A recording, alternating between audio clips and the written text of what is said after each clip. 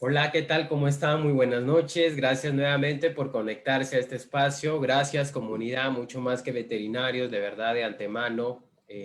Cada vez se están sumando más. Gracias por cada vez hacer que llegue contenido de valor a la comunidad veterinaria. Por favor, compartan, súmanse. Recuerden que esas charlas son totalmente gratuitas. El único objetivo y misión es de que puedan sumar más conocimientos y herramientas a su clínica diaria. Hoy tenemos a un gran invitado, un gran colega, un gran doctor, el doctor Daniel Rocano Cabrera, un gran de verdad especialista en el área de ecografía. Él es especialista en clínica de animales menores en la Universidad Mayor de San Marcos en el 2015. Tiene un diplomado en clínica en animales de compañía en la Universidad Científica del Sur en el año 2016. También tiene un diplomado en ecografía veterinaria en la Universidad San Luis Gonzaga de Ica del año 2017. Tiene un diplomado de ecografía de animales menores veterinarios en Veterinarios WEC, Argentina, del año 2020, este año, y es miembro de la International Veterinary Ultrasound Society. También es miembro de esa comunidad. Bueno, y está además también decir que es ponente de varias charlas, ha dado muchos cursos, últimamente también ha dado una charla con el doctor Carlos Núñez, estuvo súper buena. Y sin más preámbulo, les presento. Buenas noches, doctor Daniel. Muchísimo gusto de antemano. De verdad, gracias por sumarse y darnos un poco de valor de forma gratuita. De verdad que le agradecemos eternamente. Buenas noches, doctor. Muy buenas noches a todos. Gracias a la invitación al doctor Edwin. Definitivamente agradecido de poder compartir un poco de la experiencia, de lo que se hace uno día a día. Siempre digo que la ultrasonografía, la ecografía, es parte de la clínica diaria. Y hoy día vamos a conversar un poco de lo que la ecografía puede aportar en el diagnóstico y qué tanto nos puede ayudar, ¿sí? Lo que les quiero pedir solamente es que durante la charla que se va a impartir, por favor, las preguntas lo hacemos al final, ¿sí? Como el tiempo es corto, básicamente, lo que tratamos de hacer es tratar de aprovechar todo lo que se va a mencionar y que obviamente nos alcance el tiempo, que eso es lo importante, ¿sí? Quiero presentarme entre todo. Yo soy médico veterinario como todos los que están conectados detrás de la pantalla, con algunos añitos de experiencia, ¿sí? En clínica, medicina interna, patología, y ahora el tema de ultrasonografía. ¿Sí? El diagnóstico por imagen definitivamente es una disciplina, un campo muy amplio que no solo involucra pues ecografía, sino radiografía, tomografía, y otras disciplinas más, pero lo que actualmente nos proporciona mucha información es la ecografía.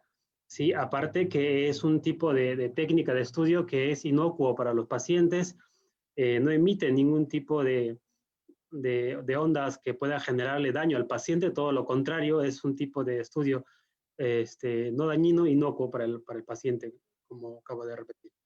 Sí, entonces, vamos a comenzar por saber esto. Por ejemplo, esta es una de las ecografías o de los estudios que es mucho más bonito, por decirlo así, ya que cuando los pacientes llevan a su mascota al centro de diagnóstico, se emocionan mucho, ¿sí? Y más cuando uno le hace ver, por ejemplo, las imágenes de los cachorritos y empiezan a latir los corazones. Entonces son uno de los estudios que es mucho más emocionante, por decirlo así. A mí, por ejemplo, en lo personal me emociona mucho esto porque veo estructuras muy relevantes en los fetos, que a veces pueden ser de valor diagnóstico de patologías, como también pueden ser de valor diagnóstico de forma habitual, normal, sin ninguna patología. ¿Sí? Entonces, vamos a hablar un poco de la ecografía en gestación y al final voy a hacer una pequeña introducción sobre la ecografía en otro tipo de animalitos, que también es parte de mi trabajo de día a día y quiero mostrarles un poquito de lo que yo hago. ¿Sí? Ok. Vamos a hablar un poquito de la relevancia de la ecografía como diagnóstico de gestación. Si bien es cierto, antiguamente hacían el diagnóstico mediante otro tipo de estudios, mediante otras técnicas. Antes, cuando no había mucha tecnología de este tipo de equipos de ultrasonido, los médicos lo que hacían era usar la palpación, ¿sí? Era un tipo de medio de diagnóstico que palpaban al paciente el abdomen y trataban de ubicar los cráneos, ¿sí? Y bueno, yo digo, sí, hay que tener bastante experiencia para eso, tener buen tacto para poder hacer un diagnóstico de esa magnitud. En realidad, yo creo que ahí, creo que sí, no sería la persona indicada como para hacer un diagnóstico por palpación. Quizás cuando ya los fetos están muy grandes, es mucho más sencillo, se puede palpar, pero mientras una gestación está a los 30 días, es un poco difícil porque generalmente son vesículas y uno cuando palpa puede palpar el colon, la vejiga, otras vísceras que a veces no es necesariamente una gestación. Otro medio de diagnóstico es la radiografía. Si bien es cierto, la radiografía inclusive se puede hacer conteo de los fetos, pero ¿qué pasa si la paciente, aunque no querramos, esa paciente ha perdido la gestación, pero mantiene los fetos, pero los fetos sin vida? Entonces, ¿qué pasa? Uno toma la radiografía y ve las estructuras óseas, como se ve en esta imagen, por ejemplo, ¿sí? Se ven las estructuras óseas, pero no sabemos si estos fetos tienen alguna anomalía, no sabemos si estos fetos están vivos, que es lo que a muchos les interesa. Entonces, un poquito que por ahí va la desventaja, ¿sí? Pero ¿qué pasa con la ecografía? Si bien es cierto, la ecografía, les vuelvo a repetir nuevamente, es inocuo, no como los rayos X, que emiten algunos rayos.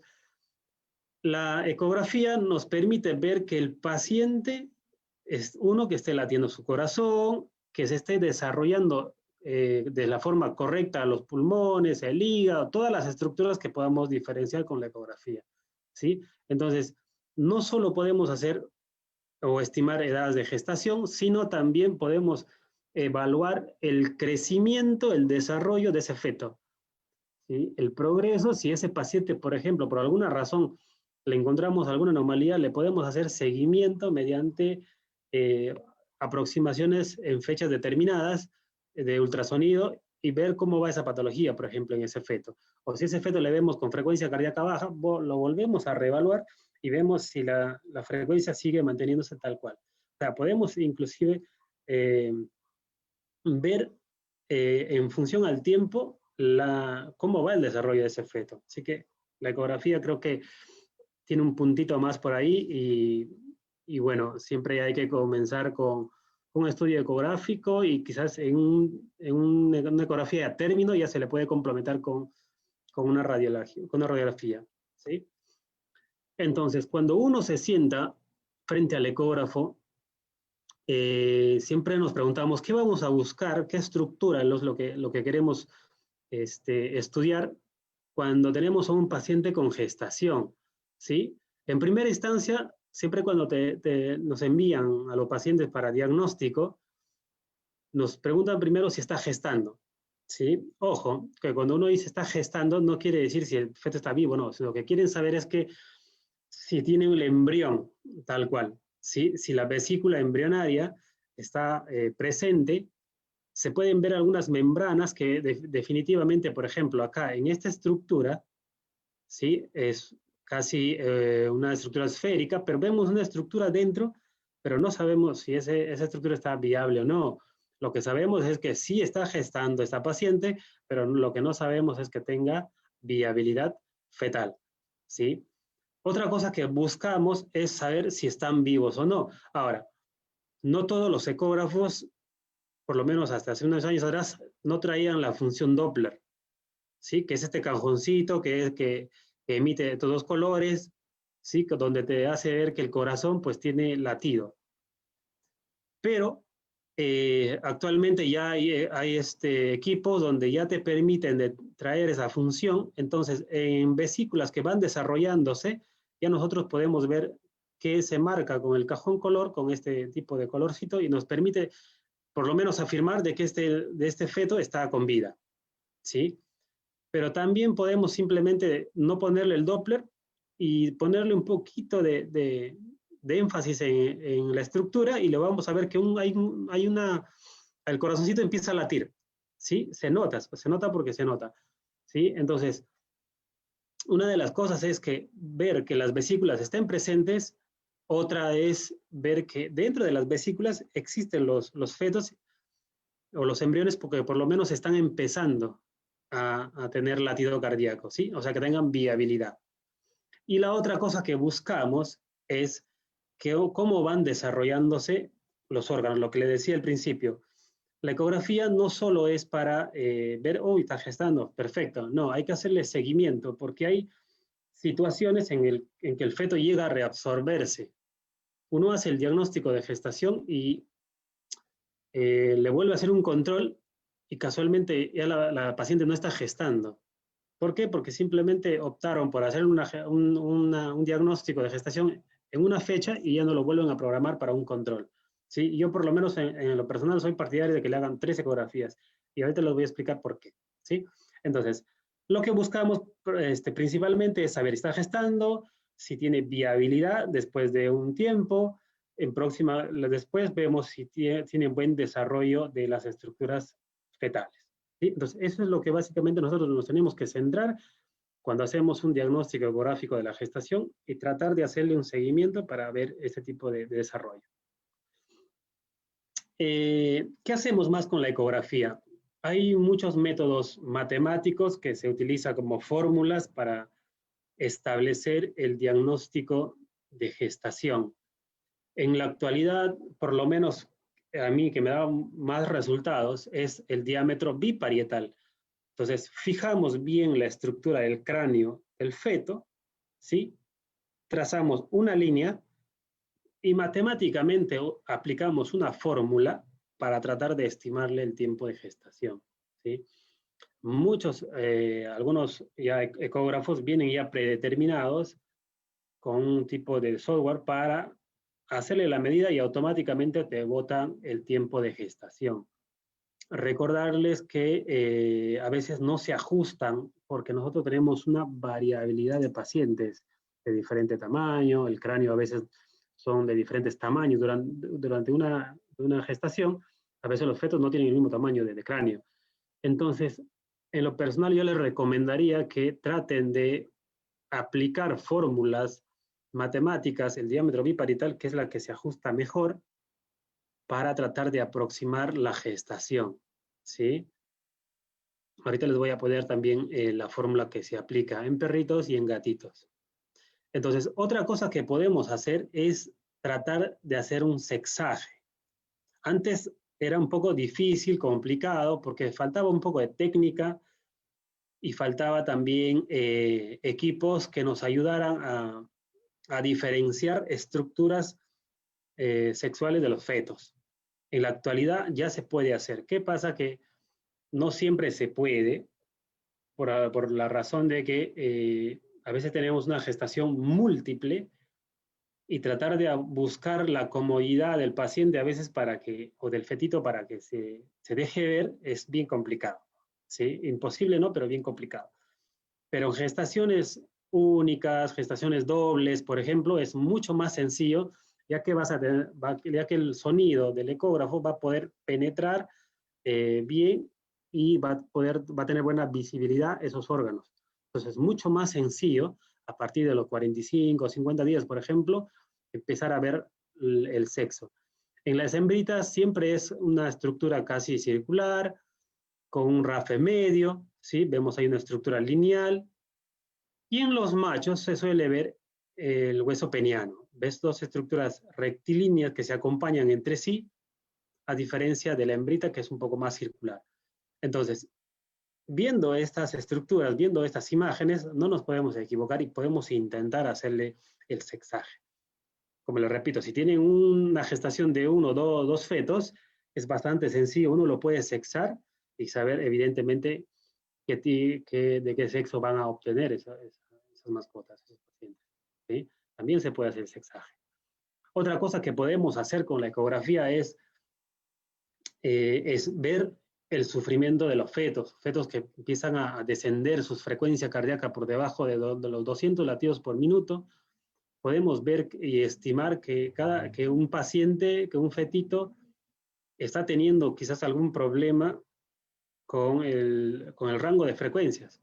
¿Sí? Sabemos que el rango de frecuencia normal en los fetos tiene que ser de 200 latidos por minuto. O sea, por encima de 200 latidos por minuto. ¿Sí? Cuando ya se acerca el tiempo de gestación, suelen disminuir. ¿Sí? Porque ya los fetos necesitan respirar, por lo tanto, empieza su frecuencia cardíaca a disminuir, que en realidad es normal, pero a veces nosotros empezamos a evaluar y estamos en el día 55 y los latidos cardíacos empiezan a tener 190, 180, entonces ya empezamos a hablar de un problema. ¿Sí? Empezamos a hablar de un problema. Obviamente en ese momento no le vamos a indicar al clínico, mira, este paciente tiene la frecuencia cardíaca baja en sus fetos, no le vamos a indicar cesárea. ¿Sí? Al día 55 todavía ese feto no está listo para salir, no hay maduración pulmonar, o sea, los órganos todavía les falta madurar. O sea, ojo con eso, cuando vean la frecuencia cardíaca en fetos que no alcanzan ni el día 55, no vayan a indicar cesárea, ¿sí? Se va a ganar todo un problema porque el fetos al final salen muertos, ¿sí? Porque no hay un buen desarrollo todavía o maduración pulmonar de esos fetos. Entonces, ¿qué se les hace? Simplemente darles tiempo, quizás volver a reevaluarlos.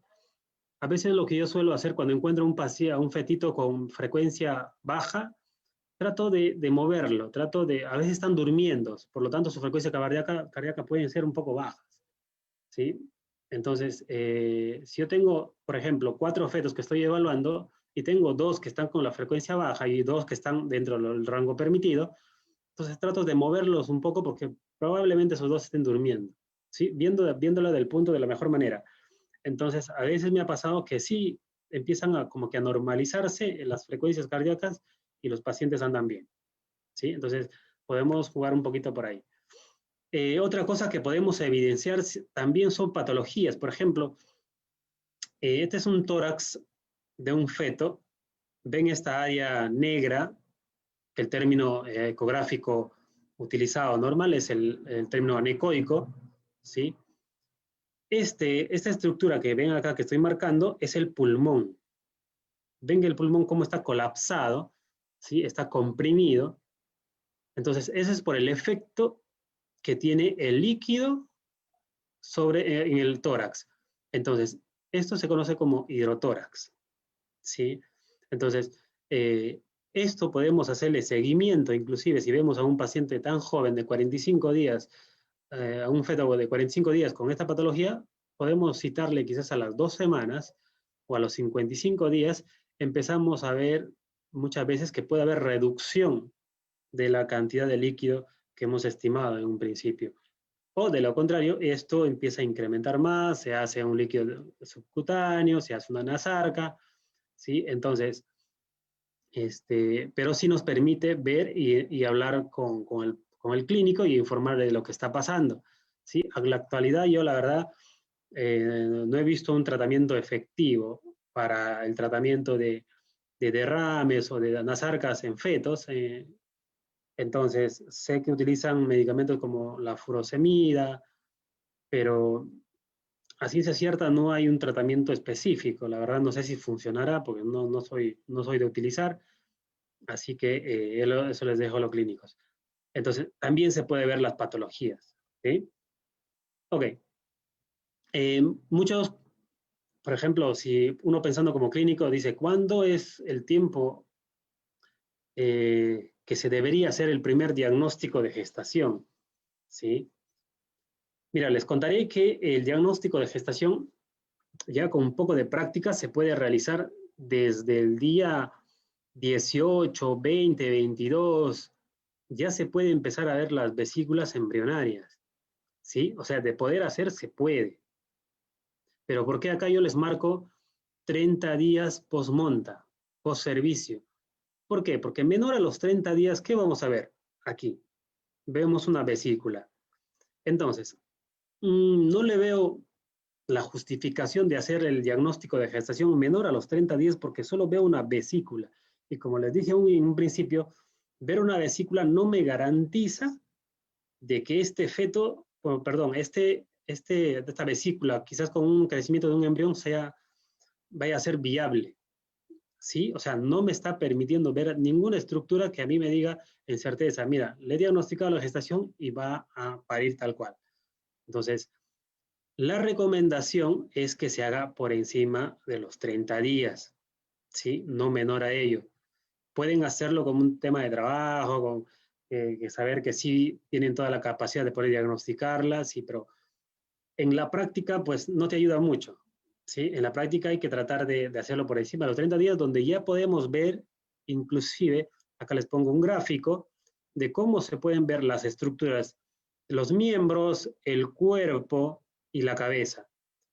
Y aunque no lo crean, este corazoncito late, ¿sí? Entonces, aquí ya se puede ver el corazón que empieza a latir. Entonces, yo puedo afirmar y decir, mira,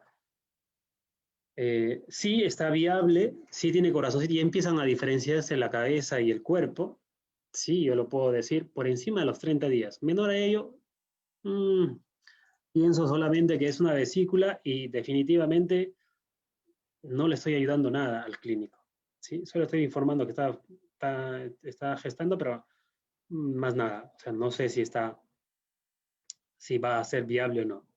Entonces, acá les dejo una fórmula que es bastante práctico y como les dije también y les he repetido y voy a seguir repitiendo, el diámetro biparietal es la fórmula matemática que se ajusta mejor para hacerle la aproximación a la edad de la gestación, ¿sí?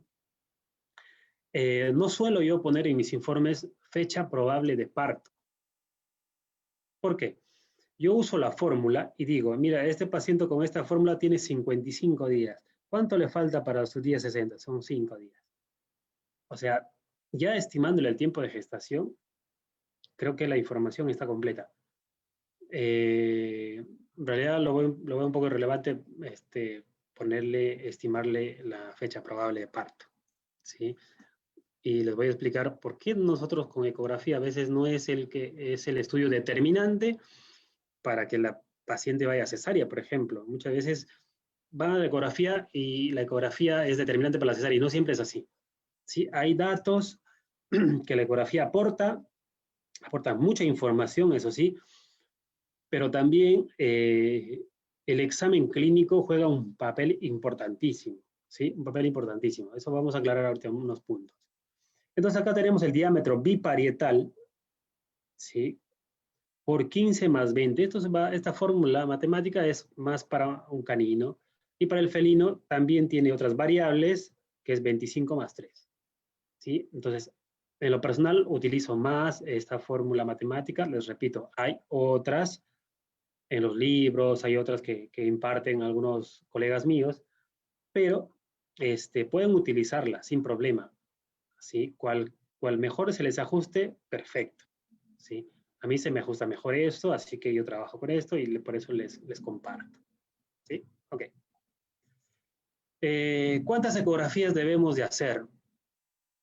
Siempre, como dije también al empezar, yo soy partidario y cuando hago un estudio les digo, me viene un paciente y me dice, doctor, quiero saber si está gestando. Ah, perfecto, mira, tiene 35 días. Ok, en mi informe les digo, control al día 45, 47 y su tercer control al día 55, 58. ¿Sí? ¿Por qué se hacen estos controles? Como les dije, la ecografía, ¿qué nos permite? Es un estudio en función al tiempo, lo que nos permite hacerle un seguimiento a ese paciente, a ese feto, ¿sí? Si yo hago el diagnóstico de gestación al día 30, veo el cuerpo, veo los miembros, veo la cabeza, empiezo a ver la placenta, que es bien zonal, es una placenta bien representativa, empiezo a hacer las diferenciaciones de estructuras en esa etapa. Perfecto. Ahora, al día 45, ya empiezo a ver otras estructuras. Acá no veo, por ejemplo, la columna vertebral, no están bien osificadas las estructuras óseas, pero en el día 45 yo sé que esto ya va madurando.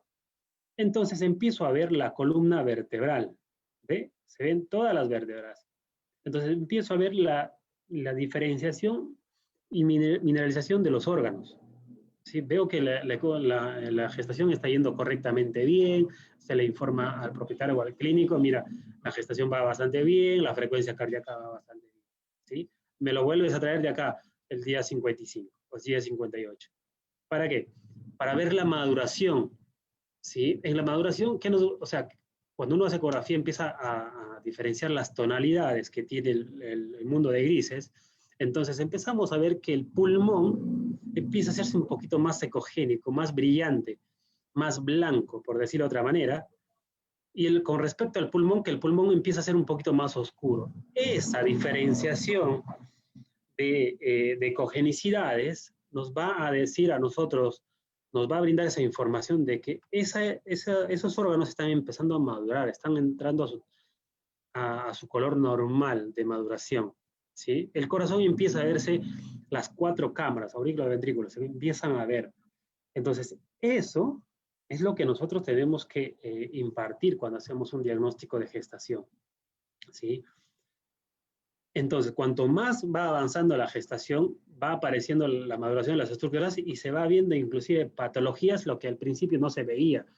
Va creciendo el corazón, las cámaras, yo puedo ver quizás una estructura irregular que está dentro o en la pared, puedo ver que hay líquido entre el tórax, puedo ver que hay un quiste en el hígado, o sea, puedo ver algunas lesiones conforme el paciente va avanzando de edad. ¿Por qué? Porque ya los órganos empiezan a crecer de tamaño, los órganos empiezan a dar un color, te dan un color que ya te empiezan a manifestar la lesión que tiene. ¿Sí? Hay lesiones que son muy, muy idénticas al color que tiene el pulmón o el hígado, y cuando están muy jóvenes a veces no se les diferencia, y por el tamaño también a veces no se suele diferenciar, pero cuando ya va avanzando sí lo podemos hacer, ¿sí? Entonces, traten sabe que esto aparte que es genera ingresos, porque valga la redundancia, esto es un trabajo como para todos, pero también nos permite tener mucha información, enriquecernos para ver cómo es el desarrollo de los fetos, ¿sí? Entonces, siempre tratar de ver en 3 periodos cómo va desarrollando ese fetito, ¿sí? Yo creo que si uno le habla al propietario, al cliente, le dice, mira, ¿por qué es la importancia de hacer esto? Se van a dar cuenta que a un paciente lo van a hacer seguimiento 3 veces durante su gestación. Se van a dar cuenta la información de todo lo que se van a llenar para que vean cómo desarrolla un feto. ¿Sí? Fabuloso. A mí en lo personal me encanta, yo siempre les mando información desde el principio, les digo, si vienen el diagnóstico de gestación a los 45, les digo, vengan los días 55, 58. Si me vienen al día 30, les mando que vengan 2 fechas más. Ya no depende de mí porque yo no los obligo, pero es como que en el papel está escrito, ¿no? Para que no digan, no me dijo. ¿Sí? Entonces, mientras uno plasma lo que está informando y lo que quiere como médico, ecografista, hacer seguimiento a un paciente, y si el dueño, el clínico, no está en toda la capacidad de poder acoplarse a este tipo de controles, lamentablemente nosotros ya hemos aportado lo que teníamos que aportar y está plasmado ahí, ¿sí? Entonces, siempre también cuidándonos un poco con el tema legal, ¿sí? Ok, acá hay algunos datos que quiero que tomen en cuenta, ¿sí? Yo sé que detrás de esta pantalla hay muchos colegas que hacen ecografía, que quieren hacer ecografía o que están comenzando a hacer ecografía, y quiero darles estos datos para que lo tengan bastante en conocimiento, ¿sí? ¿Por qué es importante estos días y por qué es importante estos datos? Ya que en función a esto si uno es clínico, se va dando cuenta en qué tiempo ya la paciente está entrando en el periodo de parto, ¿sí? Por ejemplo, en el día 55 a veces los valores todavía suelen mantenerse por encima de los 200, 230 latidos por minuto, pero conforme ya se va acercando al día 60, por el día 58, por ejemplo, fluctúan más o menos bordeando los 200, 210. 2 días antes o un día antes ya del tiempo de parto, su frecuencia cardíaca normal tiene que descender, o sea, menor a 200 latidos por minuto, o sea, 190, 180. Si se dan cuenta, un día antes tiene que estar acá, 190 latidos por minuto aproximadamente, ¿sí? Si uno tiene una gestación en el día 58 y la fecha, perdón, el latido por minuto, la frecuencia cardíaca empieza a tener menor a 180, eso si hablamos de sufrimiento fetal, ¿sí? El sufrimiento fetal te quiere decir que este feto se está muriendo. Por condiciones, bueno, en ese momento por ecografía es un poco difícil saberlo, pero por lo menos sabemos que este feto probablemente no llegue a término. Entonces, ¿podemos informar eso? Sí. Hacemos nuestro detalle, decimos, mira, de los fetos contados, de los fetos múltiples, uno de ellos, inclusive puede ser más específica y poner en el cuerno izquierdo, se aprecia un feto contando latidos por minuto sospechoso de un sufrimiento fetal. Cosa que si llega al parto o a la cesárea, sabes que has dicho que hay un paciente con latido cardíaco débil y que probablemente nazca sin vida. ¿Sí? O sea, hay que informar eso también. ¿Sí? Hay que informar. Entonces, otra cosa que yo suelo hacer en mis informes, por ejemplo, yo no suelo poner, se evidenció 4 fetos, se evidenció 5 fetos. No suelo poner. Suelo usar feto único, suelo usar gestación doble, si es mayor a 3 que veo, gestación múltiple. ¿Sí? En lo personal yo hago así y con los doctores que yo trabajo les digo, mira, yo no te voy a poner número de crías o de fetos. ¿Sí? Si quieres aproximarte el número de fetos, pues tomamos una placa por el día, después del día 55 o el día 55, donde ya están casi completo la maduración, y contamos los cráneos y ahí pues le estimamos quizás la cantidad de fetos. Es más un tema para el criador, para el que está interesado, cuánto ha invertido, una cosa así, ¿no? Pero para el clínico a veces hay que decirle que, mira, lo que interesa es que las frecuencias estén bien, que el desarrollo fetal esté bien, ¿sí? Entonces, eh, no sé si a ustedes les parece, pero a mí yo soy útil, trabajo así, gestación única, gestación doble, gestación múltiple, ¿sí? Gestación múltiple. Y pongo los fetos visualizados, los más cercanos a mi ultrasonido, son frecuencia cardíaca 1, frecuencia cardíaca 2, frecuencia cardíaca, o sea, pongo las frecuencias que he medido. Si el que lee dice, ah, mira, son 4 frecuencias, entonces está diciendo que hay 4 fetos. No. Yo arriba, antes de comenzar, pongo en mi informe gestación múltiple. No le estoy poniendo el número de fetos. ¿Sí? Esto es como para que digan al final, sí, me ha dicho 4 y tuvo 8. ¿Sí? No, en veterinaria tanto no se ajusta eso, ¿sí? Así que por ahí un poquito de pila con eso, ¿sí? Ok. ¿Qué debemos hacer ante una decisión o sea, para tomar para decidir una cesárea? Como les dije al principio, el diagnóstico por imagen, la ecografía, que ahorita es el boom y que todo el mundo quiere hacer ecografía, no solo por gestación, sino por múltiples patologías, y es un examen en tiempo real, es inocuo, el paciente se deja manipular y bla, bla, bla. Efectivamente, pero la ecografía no es el estudio determinante para una cesárea, ¿sí? Te aporta datos muy, muy importantes, sí, eso sí, pero no te va a determinar, no es que, oye, mira, tiene ya se ve el hígado, se ve el corazón, se ve el riñón. Ok, mándalo a cirugía. No pasa, o sea, no debe ser así. O sea, hay que educar un poco también al clínico y el clínico al propietario y decirle que este es un conjunto de datos que uno tiene que reunir para poder tomar una decisión de esa magnitud. ¿Sí? Hacer una cesárea no es que le hagas a la paciente y sacamos los fetos. Hay que ver que los fetos estén bien para poder sacarlos vivos, que ese es el objetivo. ¿Sí? Entonces, el diagnóstico, o sea, la ecografía nos va a aportar, por ejemplo, maduración maduración de las estructuras fetales, aparte de la frecuencia cardíaca. Ya lo dije. Entonces, tenemos que ver que las asas intestinales del feto estén diferenciables, que se diferencien sus capas, las 3 capas que normalmente se ven en la etapa fetal, ¿sí? Y que tengan motilidad, que se muevan. Uno cuando se pone el ojo al intestino te va a dar cuenta que tiene esa motilidad, se mueve, independientemente de la respiración de la madre. Uno se da cuenta y empieza a ver que el día 58, 57, 59 empieza a tener motilidad, ya está cerca al término. Otra cosa que tenemos que empezar a diferenciar también es la diferencia de cogenicidades, o sea, la diferencia de color que tiene el pulmón, que es esto de acá, con respecto al hígado.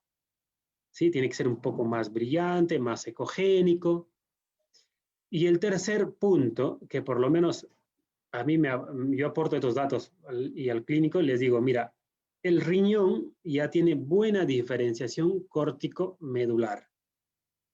Al principio, cuando uno va viendo riñones el día 45, 47, pareciera que la pelvis del riñón estén dilatadas. O sea, sí están dilatadas levemente, pero no es que estén alteradas, ¿sí? Sino que faltan ese órgano llegar a maduración. Pero cuando ya están cerca en el día 59, día 60, por lo menos estas 3 estructuras tenemos que informar de cómo están. Corazón tetracameral, o sea, las 4 cámaras, el pulmón bonito con respecto al hígado, que tenga peristaltismo, que tenga motilidades intestino, que se diferencien las capas, y que ese riñón tenga buena diferenciación córtico-medular. ¿Sí? Se ve bonito el seno, la médula, la corteza, bien proporcional. ¿Sí? Estos datos nosotros mandamos en el informe y ¿qué hace el clínico?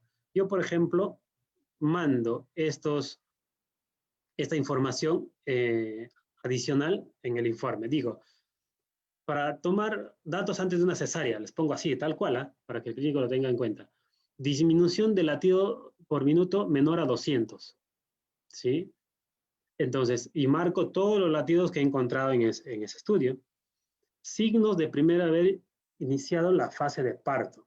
¿Y cuál es el signo? Que haya dilatación, que tenga esa secreción mucoide, que la perra empieza a anidar, a hacerse como un nidito. O sea, esos son la primera fase de parto que la paciente tiene. Y el clínico como que con el dueño empiezan a decir, sí, sí, doctor, esto ya está pasando. Y la información de la ecografía, perfecto, sí, porque los fetos ya empiezan a tener eso, esto. Entonces, ¿se dan cuenta cómo se junta? Se junta todos los datos. Cuando uno quiere hacer un buen trabajo, el profesional clínico, el profesional del ecografista van a tratar de juntar datos para que salga bien el trabajo, ¿sí? La temperatura tiene que estar igual o menor a 37 grados, o sea, suelen disminuir la temperatura y a veces hasta el mismo dueño en casa van midiéndole la temperatura y cuando ya está en la temperatura adecuada, habla con su veterinario, le dice, mira doctor, esto ya está pasando, y ahí toman la decisión si la perrita no puede pujar o se tiene dificultad para pujar, recién lo que se hace es quizás considerar la posibilidad de cesárea. Pero son datos que tenemos que tener en cuenta. Otro es la fecha de monta o la fecha de inseminación. Si yo tengo la fecha de haber inseminado, digo, cuento, de acá hasta la fecha de edad son 60 días. Entonces también ese dato es importante porque sabemos que ya está a término, ¿sí? Entonces, son datos que hay que tener en cuenta. Y otro, si uno quiere ir un poquito más profundo, mide la progesterona. ¿Sí? La progesterona tiene que caer, si la progesterona es la hormona que mantiene la gestación, cuando empieza a caer por debajo de los 2 nanogramos por decilitro, es una paciente que está próxima al parto o está entrando en trabajo de parto. Entonces, quizás es un examen un poco más prolijo, es un examen un poquito más exacto, pero podemos hacerlo. ¿Sí? Si hablamos, por ejemplo, con un criador que no quiere perder la camada, entonces pueden hacerlo, pero son datos que yo informo, envío al dueño. El otro es el examen clínico que le hace, valga la redundancia, el clínico a su paciente. Entonces, son 3 cosas que yo aporto, yo informo, y con la finalidad de que si quiere llegar a hacer una cesárea, tomen en cuenta todos esos datos, ¿sí? Entonces, yo hasta el momento digo, la ecografía no es determinante, la ecografía aporta datos muy, muy importantes, sí, sí, pero es un conjunto de información que uno tiene que tomar en cuenta para poder tomar una decisión de cesárea. Entonces, son datitos que a veces puntualmente nosotros tenemos que saberlo. Les repito, si ustedes quieren hacer ecografía, comenzar a esta disciplina que les gusta mucho, o si ya están haciendo ecografía, estos puntitos les va a ayudar un poquito a afinar un poco el tema de sus informes, de lo que pueden decir con el propietario si conversan directamente, o estructuras que les mencionado hoy día, tratar de aprender a reconocerlas, y así se va acostumbrando el ojo. ¿Sí? Así se les va acostumbrando el ojo y se van a dar cuenta que la ecografía va a ser más un placer que un trabajo. ¿Sí? Yo cuando me siento frente a un equipo, sea la marca que sea, simplemente cambio mi chip para gestación, digo, tengo un paciente para gestación y empiezo en la cabeza a formarse imágenes de fetos con diferentes estructuras, ¿sí? Entonces, es como me llega un paciente bulldog. En mi cabeza está que le voy a encontrar un líquido en tórax, le voy a encontrar una sarca, entonces ya tengo la imagen formada. Entonces, así uno, conforme va haciendo el estudio ecográfico, se va a dar cuenta que se empieza a tener esa imaginación, porque por algo se llama imagenología, porque viene de imagen, de imaginarse estructuras, ¿sí? Entonces también para terminar quiero mostrarles un poquito de lo que hago, aparte de la ecografía abdominal en mascotas, ecografía de gestación en mascotas perro y gato, que son los animalitos más convencionales. También quiero mostrarles un poco del trabajo a diario que yo hago. Atiendo otras mascotas que deberían saberlo, ya que actualmente ya empiezan a haber más asistencia a la clínica, ese tipo de mascotas. Y la ecografía entra a un punto de donde también se puede tomar en cuenta para hacer diagnósticos, ¿sí? Entonces, ¿qué se requiere? Un poquito de técnica, un poquito de ganas de aprender un poco la anatomofisiología de estos pacientes y empezar a practicarlas, ¿sí?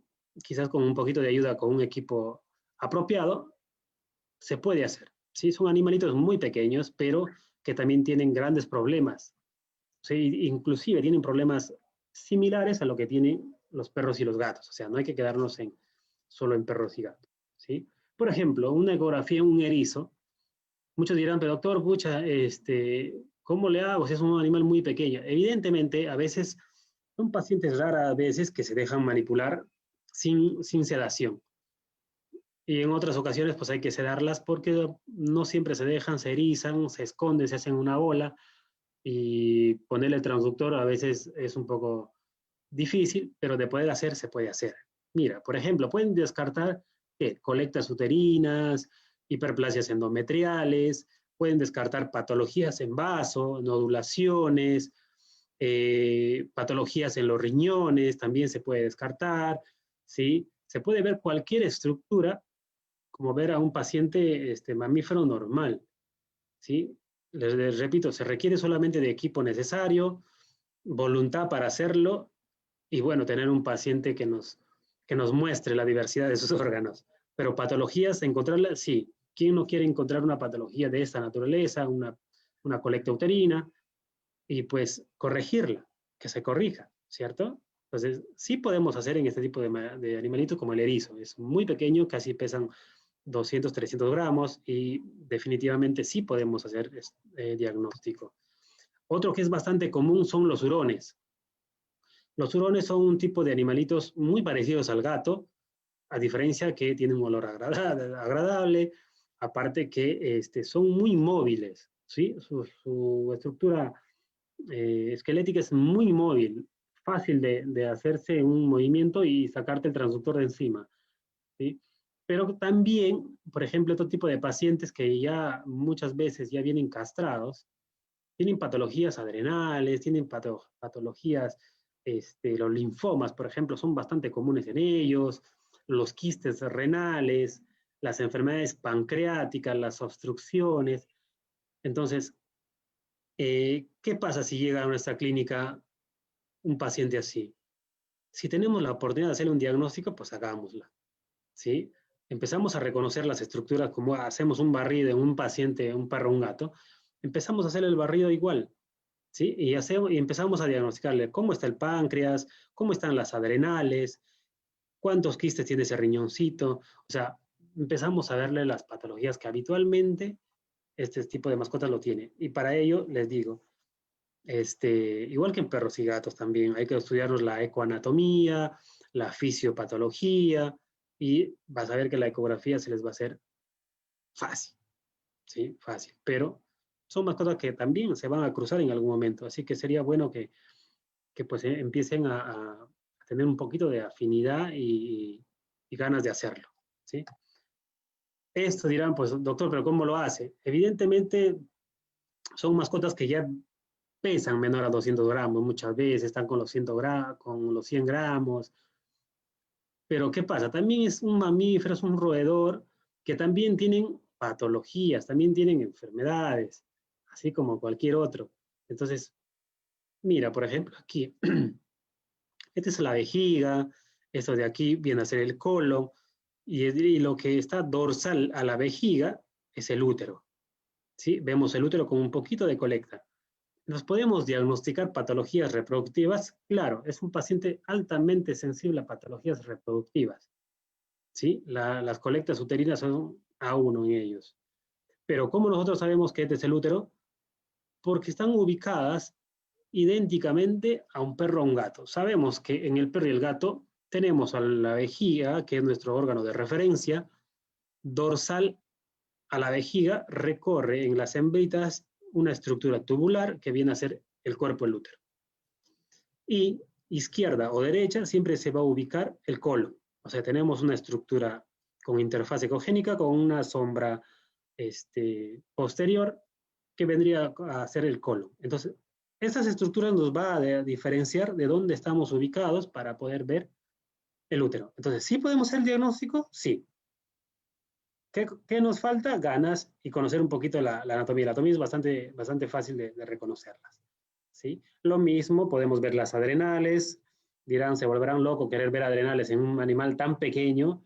Definitivamente, técnica, ganas, ¿se puede hacer? Claro que sí. Riñón por acá, tenemos al estómago por acá, un poco más craneal, acá pasa la aorta, y ahí tenemos la adrenal izquierda, el vaso un poquito más arriba, tipo triangulito, de este paciente, ¿sí? Podemos ver la adrenal. Podemos ver patologías renales también, ¿sí? O sea, les muestro este tipo de trabajos que yo realizo y son pacientes que veo casi regularmente, son pacientes que vienen por la misma situación, problemas reproductivos, problemas adrenérgicos, problemas renales, digestivos, ¿sí? Es bastante frecuente y les repito, si llega a la clínica, pues hay que diagnosticarlos, hay que meterles mano, por decirlo así. Y este es el cuarto animalito que también es frecuente en la clínica diaria, ¿sí? ¿Quién no tiene un conejo? A ver, el que tiene perro o gato tiene conejo. Entonces, también es un paciente que también es parte de la clínica diaria, que a veces te llega y uno no sabe qué hacer con un paciente así, qué hacemos, lo derivamos a alguien que haga cepa exóticos, pero si puedes ponerle el ecógrafo y saber por qué está distendido el abdomen, bueno, hagamos el diagnóstico, se puede hacer, ¿sí? Entonces, también es uno de los pacientes que son, en caso de las hembras, A1 para problemas de hiperplasia endometrial quística, pacientes con hemómetra, ¿sí? Son frecuentes las hemómetras, por ejemplo, las colectas uterinas en este animalito, ¿sí? El conejito. Las impactaciones gástricas también por el tipo de alimentación, por la fermentación que hacen, también se puede ver la dilatación de del estómago, ¿sí? O sea, se puede ver patologías como esas, cuerpos extraños. Estos animalitos a veces por haber cambiado su estilo de vida, antes vivían en cautiverio, ahora viven en vida libre, entonces como tienen esa apariencia de ser roedores, tienden a meterse cosas a la boca, a roer todo lo que encuentran. Y a veces se meten esas estructuras, estas esquirlas, que pueden causarle trastornos digestivos. Y bueno, ¿qué más les digo? O sea, teniendo el ecógrafo a la mano, hay que meterles el ecógrafo, hay que ponerles el transductor, ¿sí? Hay que hacerles el diagnóstico. Entonces, para terminar, quiero que comprendan que a veces la ecografía, ahorita en este momento se ha puesto en un estatus de competencia de diagnóstico, pero que tiene mucha relevancia, no solo en el diagnóstico por gestación, sino en casi todas las patologías de abdomen, ¿sí?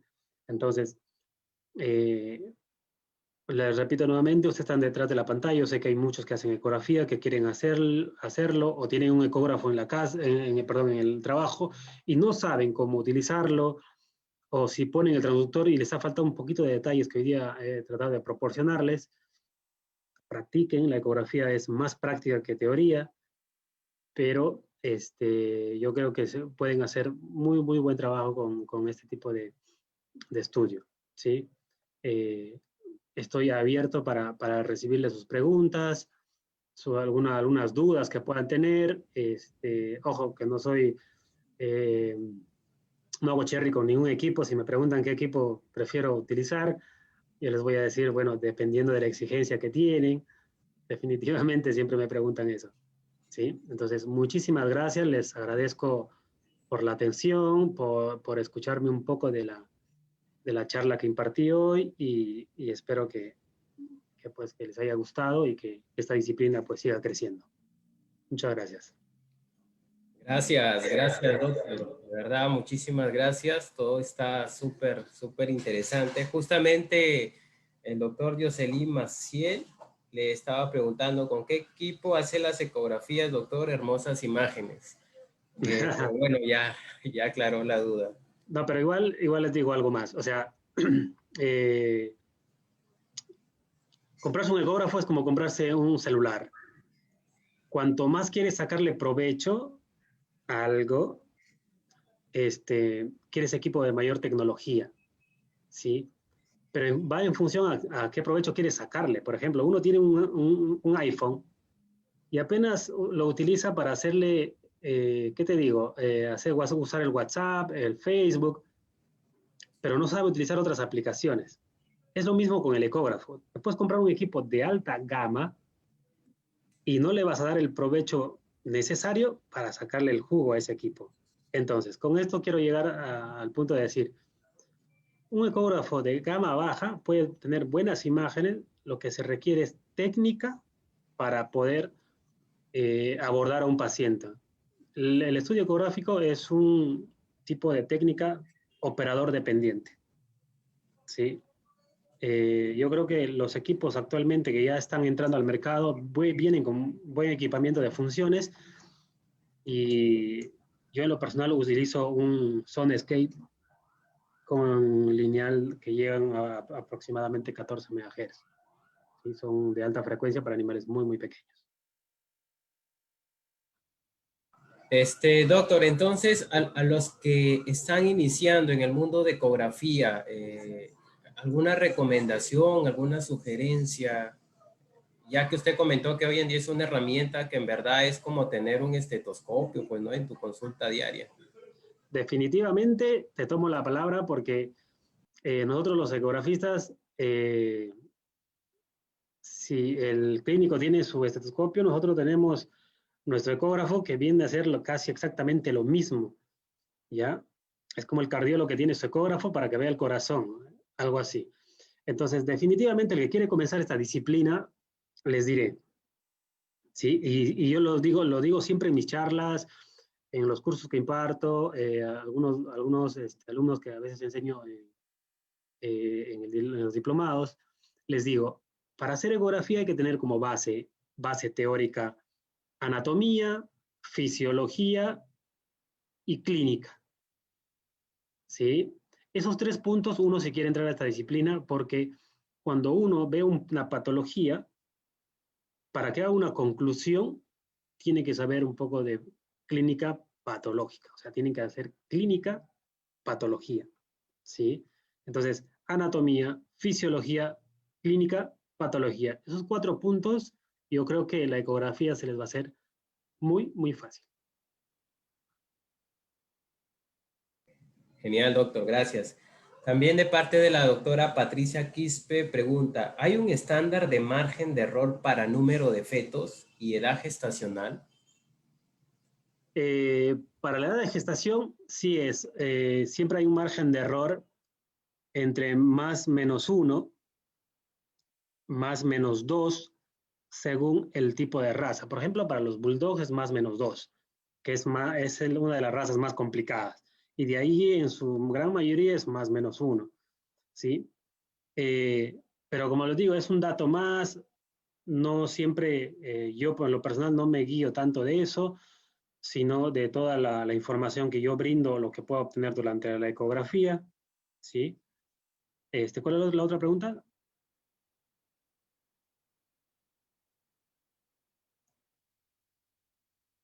¿Cuál era la otra? Ahí está, doctor. La otra pregunta, doctor, es del doctor Odrandi Salgado Cito.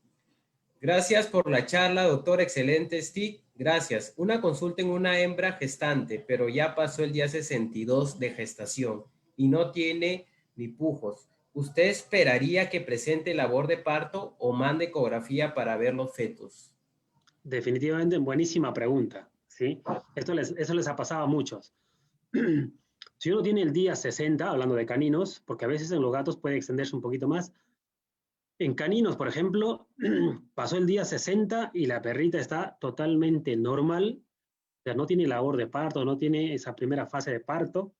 Lo que se hace es que la paciente vuelva a ecografía para ver la frecuencia cardíaca que tienen esos fetos, que probablemente, uno, que ya están, que ya clínica, que ecográficamente ya están entrando al trabajo de parto sin expresión de clínica o esos fetos están muertos. ¿Sí? Hay posibilidades de que definitivamente necesitas de un apoyo de ultrasonografía para saber si ese paciente lo vas a mandar a cesárea, obviamente con los datos que si no tienes que entra a trabajo de parto, por lo menos hay que medirle temperatura, por lo menos hay que, si puedes medirle progesterona, por ejemplo, para que le mandes a cesárea. Pero la ecografía te va a dar información para ver si tal vez ya se ha muerto la de las crías, ¿sí?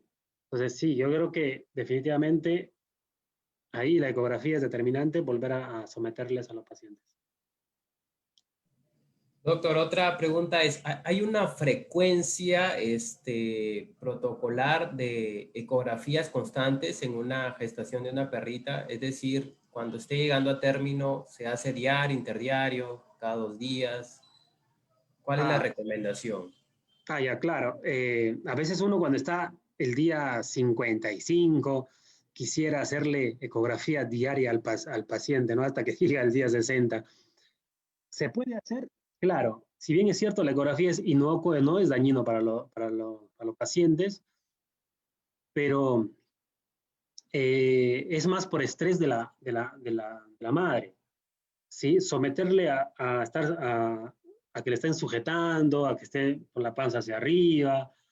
Entonces, son ese tipo de situación de estrés que a veces pueden bloquear el trabajo hormonal de la madre y simplemente la perra se olvida de que tiene que pujar a término, ¿sí? Entonces, si se trata de que corre peligro el feto y, por ejemplo, la cría se le murió, a la hembra, se le murió y le detectaron al día 50, le detectaron un feto muerto y un feto viable.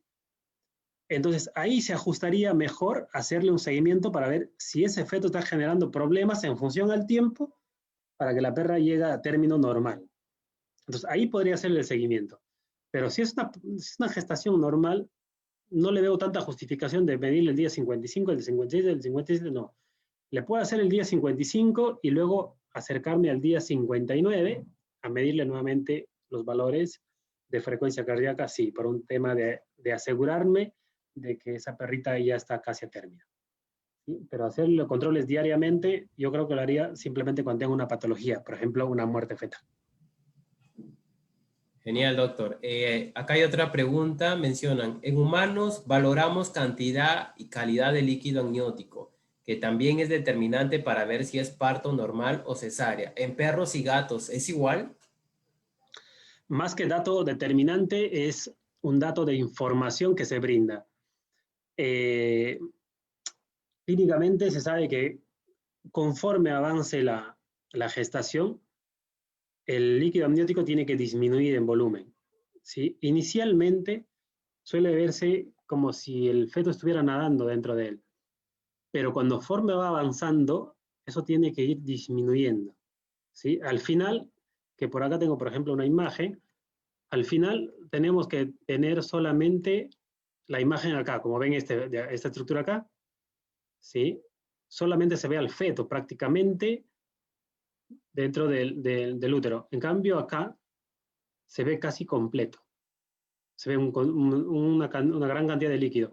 Entonces, pasa el día 45, va disminuyendo la cantidad, pasa otra vez, va avanzando la gestación, casi ya ni siquiera se llega a ver, solamente está el feto. ¿Sí? ¿Por qué? Porque ya está empezando a madurar los órganos y necesita respirar este paciente, ya no requiere de este líquido. Entonces, ¿nos puede aportar como datos? Sí. Te recuerdo que en humanos la gestación muchas veces es única, entonces las mediciones son mucho más exactas, la estimación de volúmenes es más exacto.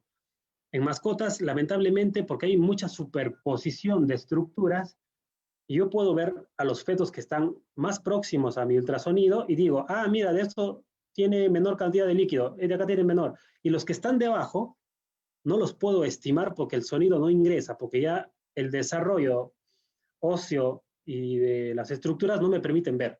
Entonces yo como dato de información médica no lo puedo quizás ser tan fiable. ¿Sí? Simplemente sería un dato lo que puedo informar de los fetos que están mucho más superficiales. Yo creo que para veterinario no se ajusta a eso. Bueno, ya no hay más dudas o preguntas. Igual pueden hacerlas llegar en el Facebook, no hay problema. Agradecerle, doctor, de verdad, muchas gracias por tremenda charla. De verdad que nos ha dado Gracias. algunas cositas ahí bien claras. Y agradecer a todos y pedirles, por favor, que compartan este contenido. La idea es que pueda llegar a más colegas, a más veterinarios, y puedan compartir esta información de gran valor que nos está brindando el doctor Daniel. De antemano, muchas gracias, doctor. De verdad que ha sido un placer poder tenerlo. Esperamos tenerlo más adelante en otra charla, algo quizás más profundo o algo que pueda continuar, porque nos ha dejado con grandes incógnitas igual ahí para poder profundizar un poco más. Sí, muy agradecido, Edwin, por la invitación. Definitivamente, sí, siempre es bueno compartir información, siempre es bueno compartir experiencias. Eh, Como dije hace un momento, también sé que detrás de la pantalla hay muchos colegas que quieren esta disciplina o están comenzando o ya lo hacen. eh, y hay temas que son mucho más profundos, hablar un poquito de datos mucho más, que vayan un poco más acorde al grado de experiencia que puedan tener. Definitivamente hoy la charla ha sido bastante sutil como para poder informar básicamente puntos, detalles, pero hay otro tipo de charlas que quizás podemos hacer en otro momento, de hablar de temas un poquito más, no sé, más que llegue un poco más al tema clínico, problemas digestivos, ecografía que no sea, por ejemplo, de abdomen, ecografía de cuello, se puede hacer otras cosas más, ¿sí? Entonces, gracias también al interés de todos los conectados. Desde acá un abrazo virtual para todos ellos y pues que tengan una bonita Navidad y pues que este año haya sido de aprendizaje, ¿no? Y de reconciliación con muchos de sus familiares, porque a veces todo ese tiempo no se han podido ver y quizás en esta época de Navidad, en diciembre, puedan hacerlo y quizás pasarla muy chévere. Sí, feliz Navidad para todos y muy feliz año nuevo también. Gracias, doctor. Igualmente, el saludo se extiende, de verdad que esta época está un poco dura, pero que no se pierda esa humanidad en cada uno, de verdad. Y gracias, doctor, por definitivamente. resaltar lo gran humano que es usted, esa calidad de ser humano y aparte de ser un gran profesional. Gracias a todos, muchas gracias por Gracias. conectarse y estamos más adelante ya brindándoles más charlas con más contenido. El doctor Daniel, de hecho, que se va a anotar, ya le daremos más novedades adelante. Claro que sí. Muchas gracias a todos los que se conectaron, gracias a Bolivia, Ecuador, Colombia, Costa Rica, Paraguay, Argentina. Gracias, gracias por sumarse a esta charla a través de nuestro Facebook Live. Gracias, doctor. Un fuerte abrazo a la Vale, William. distancia. Nos estamos viendo en otra oportunidad. Muchísimas gracias también. Que les vaya bien.